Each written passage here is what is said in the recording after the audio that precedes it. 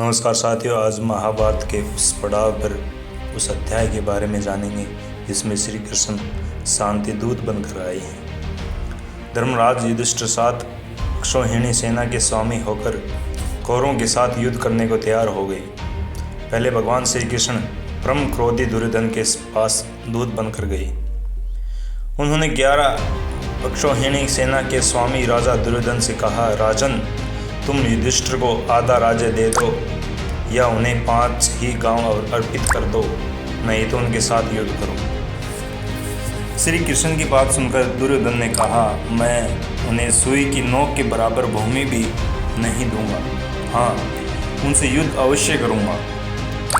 ऐसा कहकर वह भगवान श्री कृष्ण को बंदी बनाने के लिए उद्यत हो गया। उस समय राजसभा में भगवान श्री कृष्ण ने अपने परम दूरदर्श विश्व रूप का दर्शन कराकर दुर्योधन को भयभीत कर दिया।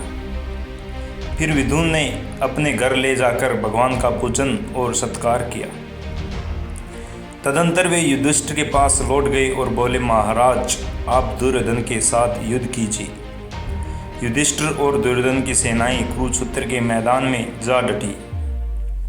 अपने विपक्ष में पितामह भीष्म तथा आचार्य द्रोण आदि गुरुजनों को देखकर अर्जुन युद्ध से विरत हो गए। तब भगवान श्री कृष्ण ने उनसे कहा, पार्थ, भीष्म आदि गुरुजन शोक के योग्य नहीं है। मनुष्य का शरीर विनाशशील है, किंतु आत्मा का कभी नाश नहीं होता। यह आत्मा ही परम ब्रह्म है। मैं परम ब्रह्म हूँ। इस प्रकार तुम उस आत्मा को समझो। कार्य की सिद्धि और असिद्धि के सम्मान भाव से रहकर कर्म योग का आश्रय ले छात्र धर्म का पालन करो।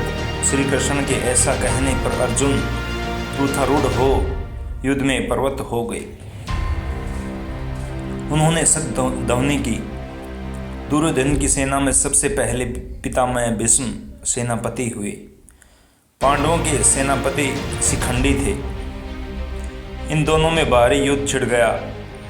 भीष्म सहित कौरवों ने पक्ष के योद्धा उस युद्ध में पांडव पक्ष के सैनिकों पर प्रहार करने लगे और शिखंडी आदि पांडव पक्ष के वीर कौरव सैनिकों को अपने बाणों का निशान बनाने लगे।